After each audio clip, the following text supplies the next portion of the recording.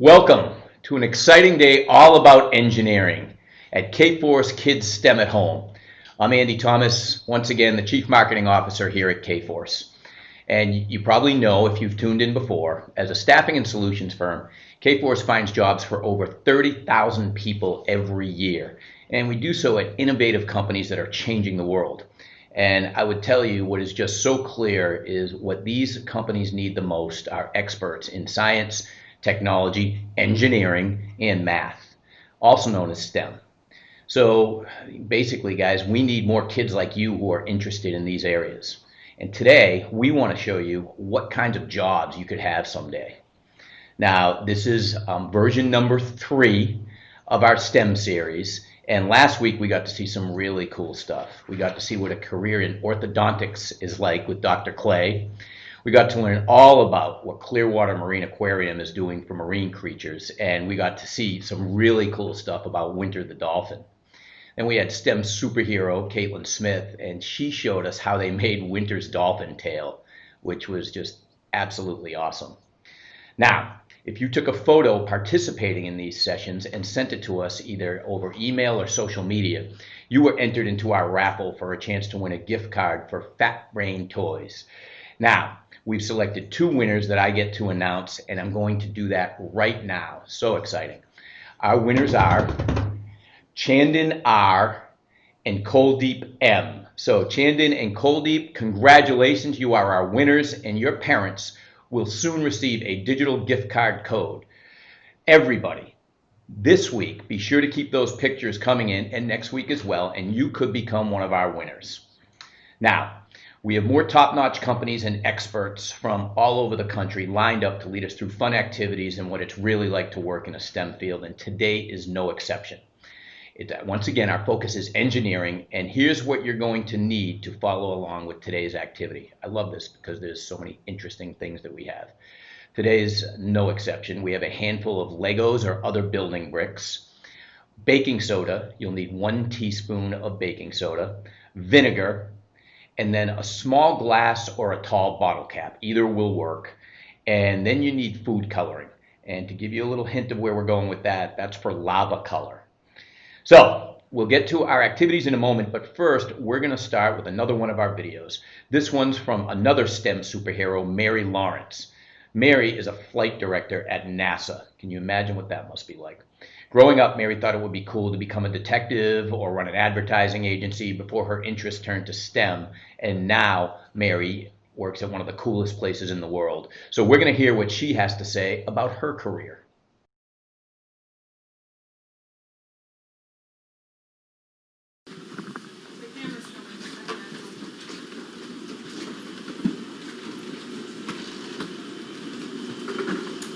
Hey, Flight Director Mary Lawrence. Oh, hey.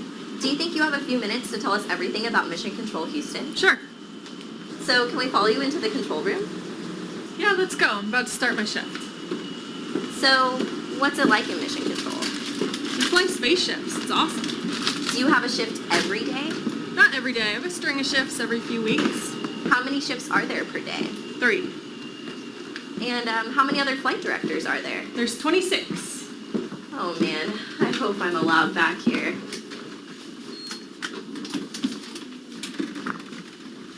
So, what exactly does a flight director do? The flight director is the lead of the flight control team, so they're the final decision maker in all human spaceflight operations. What's a flight controller? They do all the work. What was your first day on console like? It was pretty quiet. The crew was sleeping. Is this Mission Control? This is one of the back rooms that supports. Oh, how many back rooms are there? There's several. How many people support the people in Mission Control? Could be a handful, could be hundreds during busy times. What is done in the back rooms that helps out the flight controllers? They're kind of the second set of eyes. They help out the workload at each of the consoles. Where's the real Mission Control? In here. Oh, can we go in? Sure.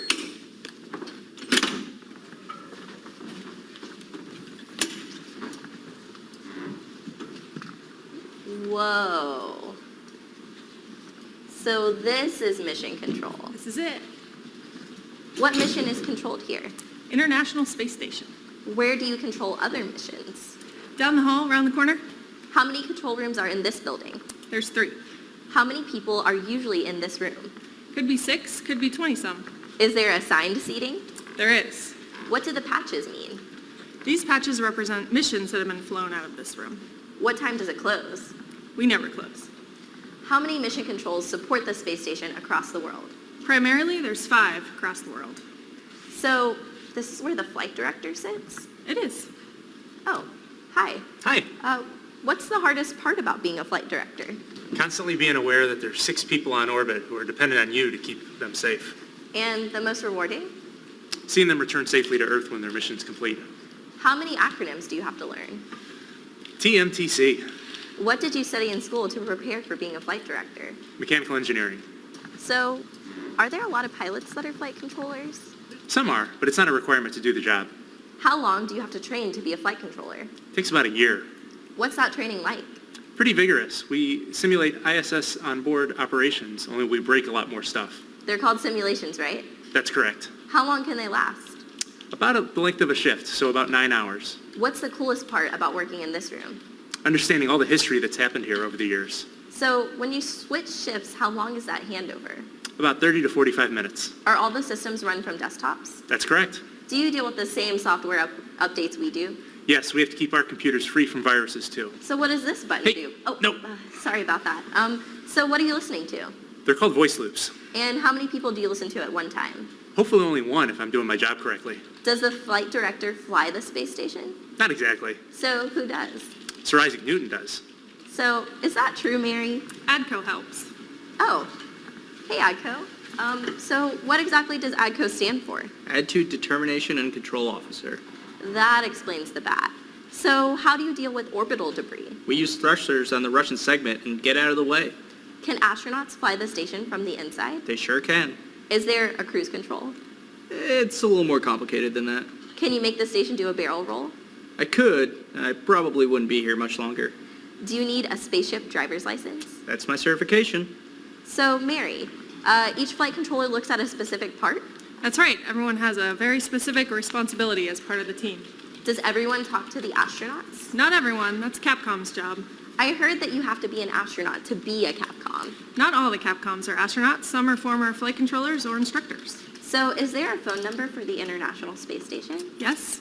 Could you just type it in my phone really quick? We'll call you. Oh, okay. Well, what is the time zone of the space station? Greenwich Mean Time, GMT. Why is that? There's control centers all over the world, so we just picked somewhere in the middle. What is a shift like when the crew is sleeping? It's pretty quiet. We're mostly just planning for the next day. Are you allowed food and drink in here? Yes? What happens if a flight controller gets sick? We call someone else. What happens if an astronaut gets sick? They call the doctor here on the ground and take a sick day if they need to. Oh, who's sitting here? This is ground control. What does ground control do? Ground control is responsible for everything here on the ground. Oh, hey, ground control. Is there any communication delay from the ground to orbit? Not really. And how often do you lose signal from the station? A couple times per shift. How long do those last?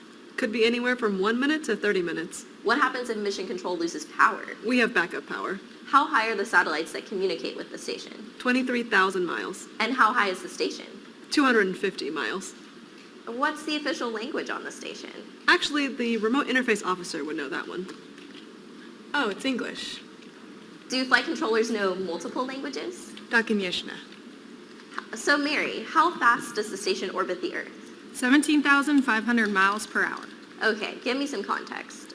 So that's 5 miles a second. That's from here to New York City in 4.5 minutes. Is there a speed limit?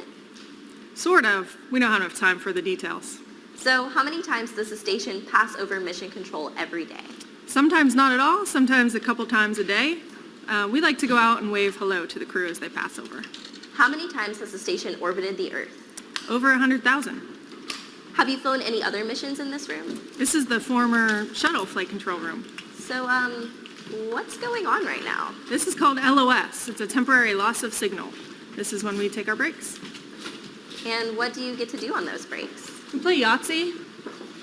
Just kidding. We get food, we go to the bathroom, we get coffee. Okay, so one last question. Is failure an option? No. Well, thank you, Mary, for taking your time to answer everything about mission control. I'm sure there are more questions, but we'll save those for another time. Sure. Take care. Bye. Wow. I just want to thank Mary and that incredible team.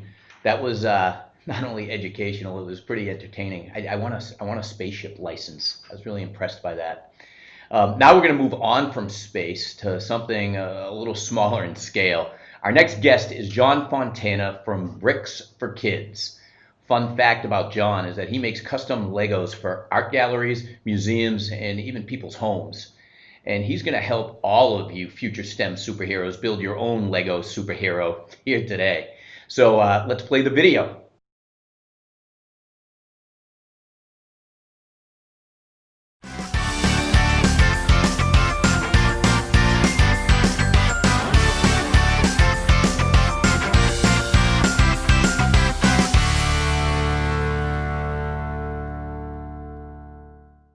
Hi everyone, this is Mr. John here with Bricks for Kids, and today we are going to be making Lego superheroes. Now the good thing about the model that I'm going to make today is you can have only a handful of Lego bricks or many Lego bricks, and you'll be able to make your own Lego superhero. So today I am going to make my version of a Lego Superman. Now for this build, I'm going to be using just standard Lego bricks.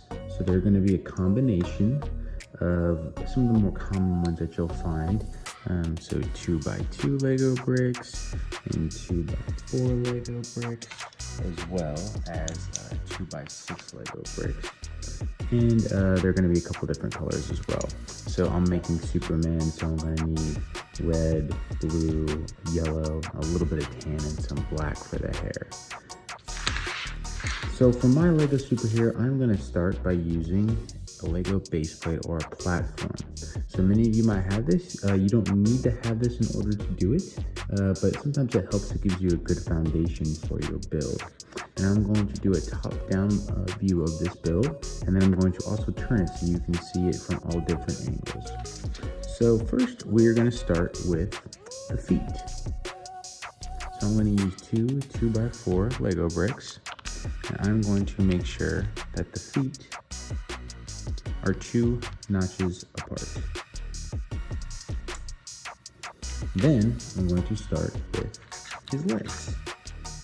So the first, I'm going to take a 2x2 blue brick and another 2x2 blue brick, and I'm going to stick it on the end of his feet.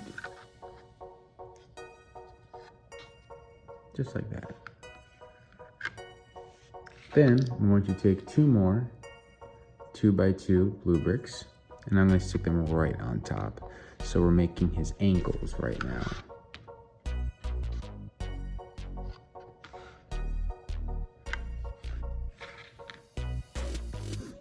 Next, we're going to start making Superman's underwear part. I don't really know a better way to say it, but that is going to be a 2x4 blue brick.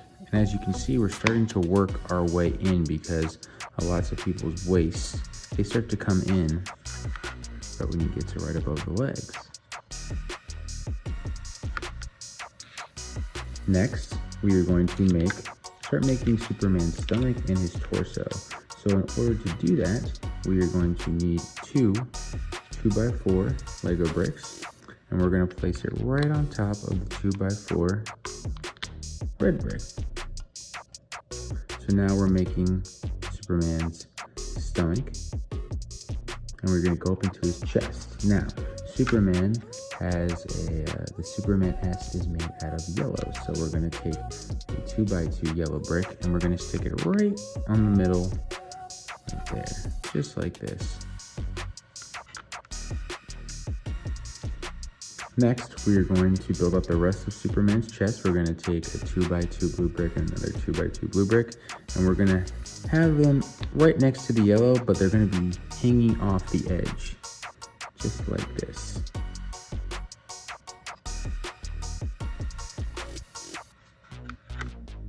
Next, we're going to finish the rest of Superman's chest. So we're going to take 2 2x4 blue bricks, and we are going to put one on the left side and one on the right side. As you can see, we have a notch hanging off each one, so it kind of looks like steps that are coming up.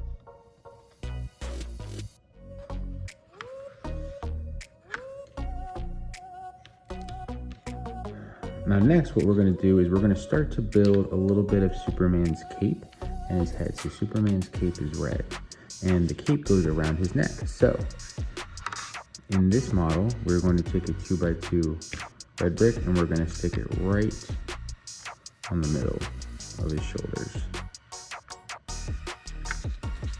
And then next, we're going to make Superman's face. Now, Superman's face is tan, so I'm going to take two 2x2 tan bricks, and we're going to stick one on top of the red and the other on top of the red. So now we have made his face. And then lastly, we're going to have Superman's hair. So we're going to take a 2x2 black brick and stick it right on top like this. So next, what we're going to do is we're going to start making Superman's arms. So we're going to take two 2x4 blue bricks, and we're going to stick them right on the ends of his shoulder, like this. I'm going to want my Superman flexing like he's nice and strong, so it's going to look a little bit like this. Then we're going to build the rest of his arms. So I'm going to start on the right side. We're going to take two 2x2 blue bricks, and we're going to stack them right on top of each other like this. And then we're going to stick it on the end of his arm here. And then we're going to do the same thing on the other side. Stack them like this. Stick it on the end. And then finally, you're going to make Superman's hands. You have two 2x2 tan bricks. And you want to stick them on. And we gotta be really careful, because if you press on too hard like I did, it might fall off. So you want to be very careful when you do this. So now you have most of your Superman, but now the fun part we're going to make is cape. Now, I'm going to show you a couple different variations of superheroes and how you can lay their capes, but I want my Superman to be flying and his cape flowing in the wind. So what I'm going to do is I'm going to have his cape coming up, and I'm going to show you how to do this. So for this, we're going to need a bunch of 2x6 bricks, and we're going to stick one on each side, right on his shoulders. So one like this, and then one like this.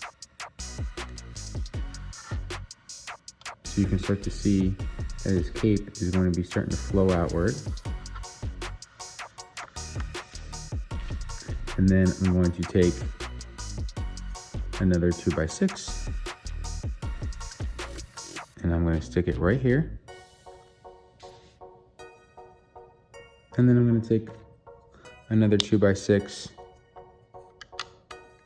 and stick it on top like this.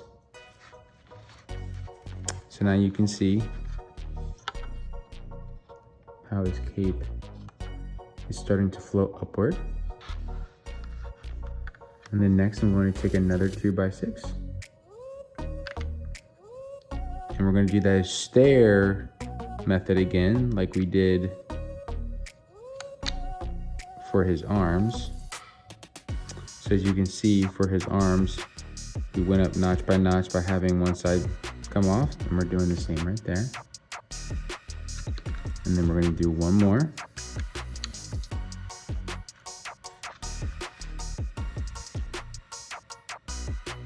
And then lastly, we're going to do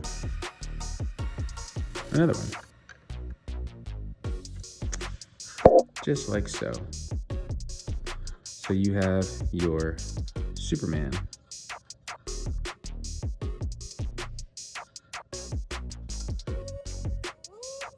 Now another thing you can do is, if you want your cape to not flow up and you want your cape to come down, you can take your cape off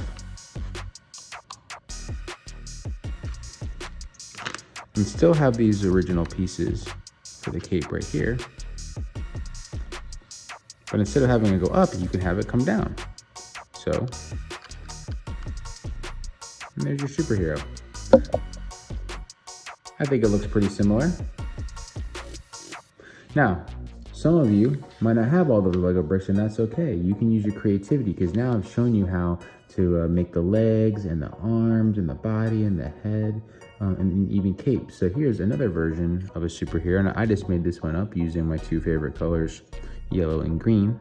But as you can see, he has a cape, he has the feet, legs, arms, hands, and face and hair.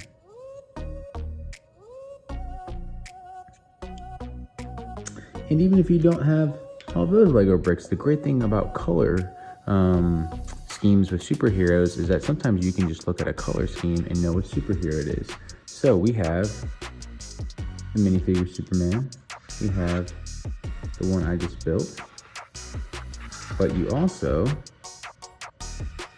could just take the same color scheme and stack them up like this. And you can tell that that is Superman based off of his colors. And you could even do his friend Batman.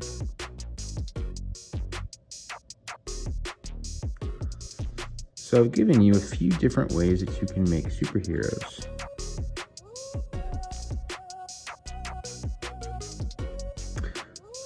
So now that I've taught you how to do a couple different ways to make superheroes, I want you to make your own superhero. And you can have yours with a cape, without a cape, the cape flowing in the wind. Maybe you'll even have your superhero flying. I'm looking forward to seeing all the creations that you come up with. And I hope you've enjoyed this tutorial on how to make a Lego superhero. Thank you for watching. Have a nice day.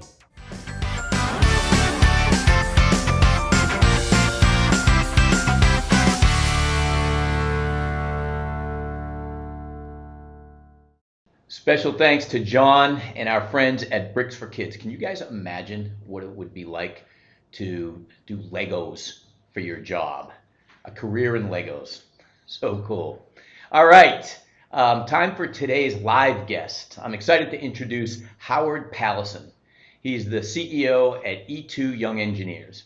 Young Engineers offers education programs designed to prepare children for the world they'll be living and working in. A fun fact about Howard is that he wanted to be a race car driver and work with electronics. Obviously, one of those choices came true, as he is now an electronic engineer.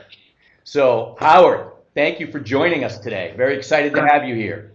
Thank you for having me. How are you doing today? I'm doing fantastic. We're having a great time. This is version 3 of our STEM fairs, and we've really been looking forward to this. But with that, I have a ton of questions for you. Whoa, okay. We'll only do a few. But first and foremost, how did you start your position at Young Engineers? What motivated that? Actually, I love toys. I mean, and who doesn't like Legos, huh? I mean, really. And I was looking for a company, something like that that's related to electronics and to toys and stuff like that. And because I have 2 kids myself, so I just, have a company that actually I can involve the whole family. It was like, this is the perfect match. So that's what I, got into this.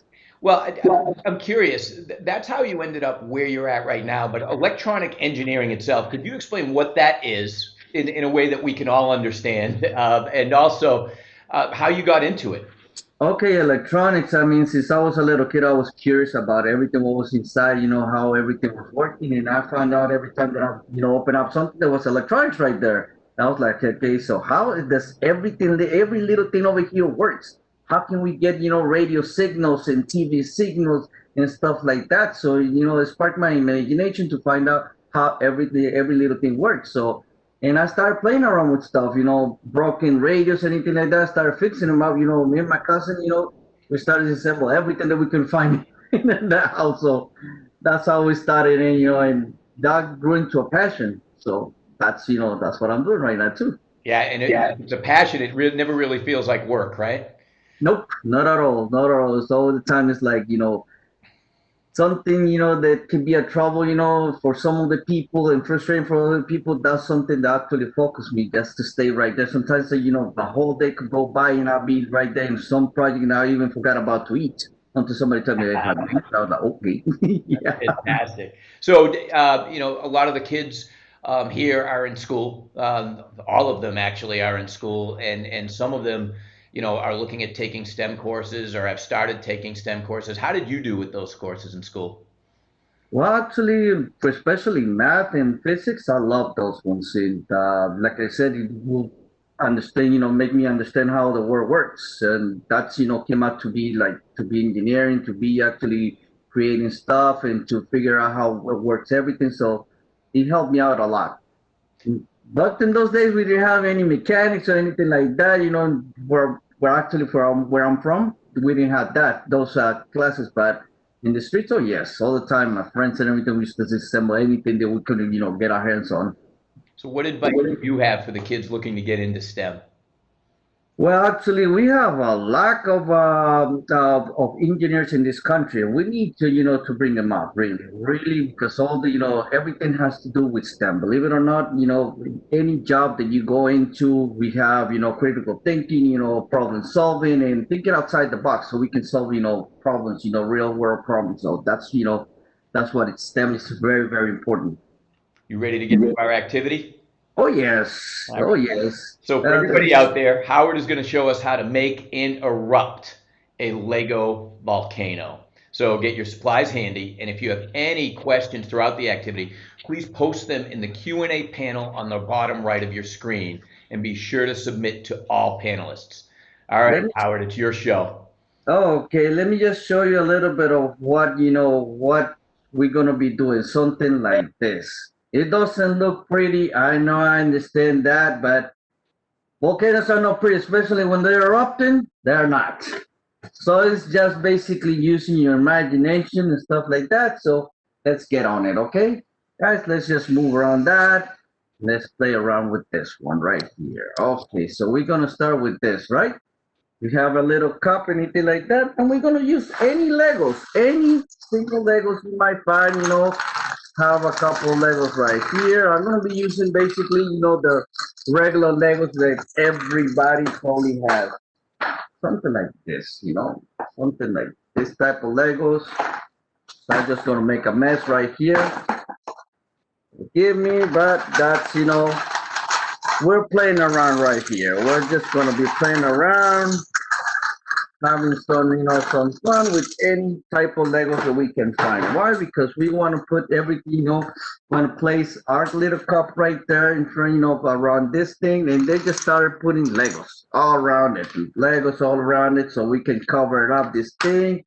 Doesn't matter, how we do it.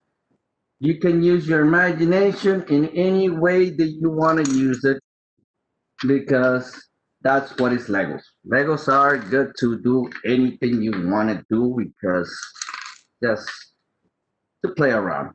Just want to make it fun to everything, So like I say, just going to be playing stuff like that everywhere. Like I said, just cover it up. Doesn't matter what shape it is. Doesn't matter what type you put on. Let me just use more of this one. So let's start covering it up. Make sure, like I said, you have the cup in the middle that has been holding up right there, so you can see. Just gonna move a little bit up right here. We can put it in the stuff. So like I said, just make it a shape around it. Like I said, all irregular shape, because a mountain or a volcano is actually not a regular shape. It's just, any way you want to put it in. Let me put some more. Bricks. Whoop. And right here, you can see right there. I will hold the cup. Guys, by the way, we're going to be making a mess, okay? So this is not something that you guys want to do in like a white furniture or anything like that. You want to put, even as a matter of fact, something to hold everything, because like I said, we're going to be making a mess. Messes are fun. Don't you believe, guys? Messes are like, especially for kids. I don't know about parents. Parents probably, they won't like it too much, about doing messes around and everything. But me, oh yes, love to do messes. Of course, later on, my wife's gonna be like, "What are you doing? That's crazy." You know, you gotta clean up that stuff. So, yeah, okay, honey, I'll clean it up. You know, but in the meantime, let me have some fun, fun. Playing around with Legos all the time. So hey, and adults can do it too. Why not? Adults can have fun. Nobody says, otherwise. Everybody should have some fun. That's one of the things why I got into doing this, because Legos are fun. You get to play around, and I don't know if you ever seen, the program that show about doing Legos, Lego Masters. Those were adults, and they had fun doing it. Sometimes it was kind of a little frustrating, but anyway, they had fun all the time. You can see, guys, I'm just putting Legos around it. Don't matter what type I put. Later on, once you finish it, you can actually decorate it more. Putting all the stuff in there. Just put more Legos here. Put rock type Legos. Like I said, it doesn't matter. I don't mind about colors. As an engineer, we really don't care too much about colors. We care more about the shape, the size. That's what it actually means. Care about. The rest, it just sometimes make it look pretty and stuff, but the rest is about functionality. You guys, let me just put some more up here so we can cover more, the cup. Oops. Don't break, please. Don't break. You can see we're moving around. Putting pieces everywhere. So, I don't know, guys. Let me know what you guys like, You like Legos, stuff like that. If you're enjoying playing with Legos, hey, this is the place to be. And engineers, we actually have fun because actually when we're creating stuff, we have fun because it's like a little toy for us, really. Everything that we create is a new toy. So, let me see. Hopefully it doesn't look that horrible, but what the heck? It looks nice, I think. To me, it looks nice. What do you think, guys? I have my kids over here, by the way. They're off the camera because they don't want to be, they're in jammies right now. Still in jammies is Saturday, so let's have fun. Let me see. Let me put around the base of the volcano to make it wider. Of course, we want the lava later on flowing. We can have some good fun right there. So I'm putting stuff right here. So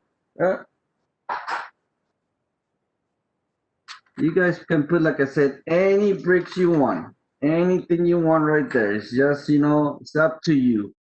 Everybody should have probably different ones, everybody should have something different view of doing your volcano than myself. But as long as you do something like that and have fun, especially that, having fun, this is the key ingredient.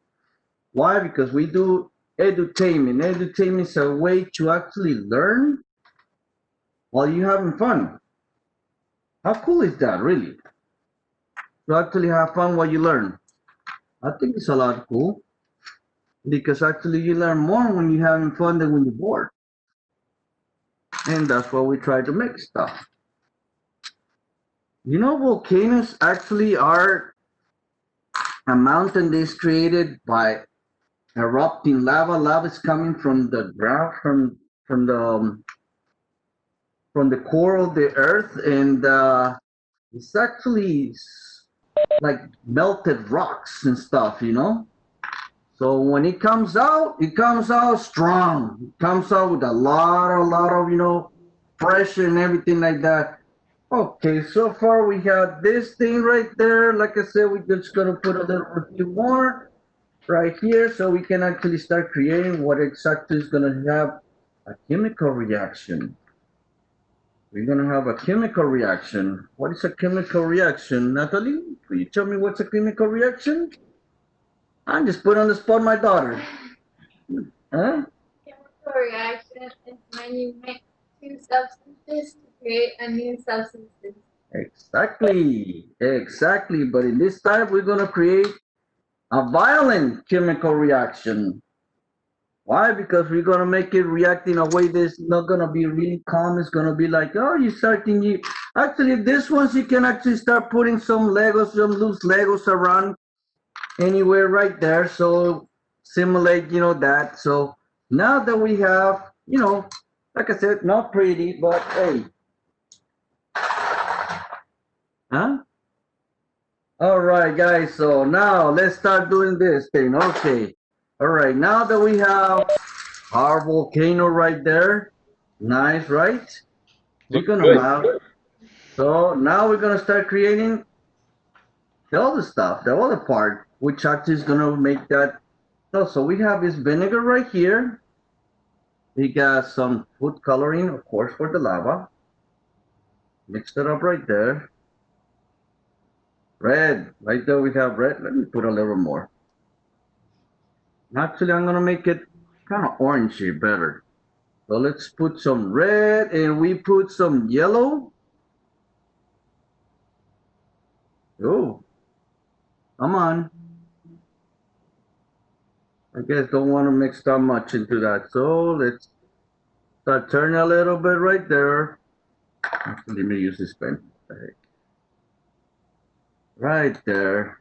So we got that, and we have baking soda. Baking soda. When we actually put baking soda, we're gonna put it into this. Oh, kind of forgot to bring a little bit of a spoon. We can do it with our finger right there. I'm gonna put several right there. Howard, Yes. I'm so excited for this. Okay, now we're gonna put is our vinegar. Our vinegar right there. So Here we go. look at all that. We got the lava right there. You saw that, guys? It's a volcano. Yes, that's our volcano right there. You see? And we can even put some more into that. Look at that. I love it. We can still be putting some more and still will get the reaction. You see, guys? We got a lava and go flowing all the way. Like I said, guys, you can actually put like a little island and stuff like that, like I did. You can make it either way. If you have something like this, you can put it right there. You know, you can make a tree like I did in this case. So it's just about having fun with it, you know. Like I have this, you can put it, you know, put blue tiles all around this so you can have water. You name it. You can do a lot of things right here. So how do you like it, guys? I love it. You can't hear them because they're all out there and we've got people muted. Yeah, I understand. I understand that But about but that. but I have a big question for you. That looked like a lot of fun. It looked Yes, like it is. you were really enjoying yourself. You can tell you've done this for a long time. What's your favorite thing to make with Legos? Oh, let me just show you a little bit about what we do. Okay, let me just show you. Let me just turn on a little bit my camera, my other camera, so you guys can have a look at what we do. You know, because actually what I teach is mechanical engineering to kids. Even though I'm an electronic engineer, we do a lot of the mechanical engineering for this. So let me just show you this one right here. I don't know if you can see them right there. You see that? I do. All right, let me just show you a little bit of this. Oh, what is that? You see that? That's So impressive. that's what actually we teach right there. So This is actually we teach the different forces that the physics that goes around it, and that's like the centrifugal force in this case. For with the flying chairs, we teach about mechanics of how to actually the railroad works. I mean, like the monorail in Disney. Look at this. This is how they Fantastic. actually do work, right there, like that. And we teach different other stuff, like this other ones like that. You see that? How to mechanical rides they work, how the gravity actually works on some of the mechanical rides. You can see the other one right there. Can You you make see? them all go So, at once, Howard? huh? Can you make them all go at once? All at once. Okay, yes, I can make it go all at once right there. Let me see. And Fantastic. Howard, I have one last question. sure. Talk to me about that one down at the end of the table. That looks Oh, pretty cool. that's a robot. That's robotics. Actually, that one is actually we teach that robotics about that coding and everything like that. But that will be more into our summer camps. Got it. That one's actually what it does. It has sensors. It has that's more than into electronics. My playground, you might say that. That's a combination of the what it is the mechanical and the coding and electronics, everything all together. Well, That's what it is. I got to tell you, this has been pretty inspiring. And the other lesson in this, it's not just working with Legos, right? The No, engineering aspect of it, just for everybody to see that and what it does, it's just so significant and makes such a difference in the world. So I want to thank you for joining us today, but also thank you for all you're doing. And one of okay. the things that I hadn't realized was that this is your second K4 STEM fair. You went to one of our live STEM fairs in South Florida. Yes. Yes, I did. I was in Weston. Actually, we did it because we were located in South Florida, and we actually have some virtual camps and everything like that in classes that actually we ship, some of the kit. Let me show you a little bit of what I'm talking about. Sorry if I give you my bag, but this is actually the kit that we ship home. So we have actually with this kit we support right now 70 models, 70 different models that actually we teach about mechanical engineering in motorized. It has motors and has control box and stuff like that, so they can follow along with our instructions. And we teach like I said the different physics and mechanics that goes behind everyday mechanics, everyday machines that they see around. It could be a transmission, a car. It could be how an airplane flies and everything like that. So it's just try to make fun, entertainment, make it fun. Fun and educational. Well, Howard, I can't thank you enough for joining us today. And for that matter, it's been great from learning from all of our experts today. And we're going to be, like we have in other weeks, send out a recording of our session in an email later in the week. If you've missed anything or if you just want to go back and watch it again, you can always find the other sessions on kforce.com. And now, big reminder, do not forget to enter our raffle for a chance to win, once again, a digital gift card to Fat Brain Toys. They're a great company that focuses on STEM-related games, toys, and activities. Just take a picture while participating in today's activities, post it on social media, and then tag us on any of the sites. And then you can either enter or email us at kidstemfair@kforce.com. Be sure to check your social media privacy settings to ensure we can see your entry, and winners will be randomly selected and announced each week like we did at the start of this show. Before we wrap up, I want to once again thank Mary, John, and Howard for helping us put this event together. To everybody tuning in today, remember, you are the next generation that is going to change our world.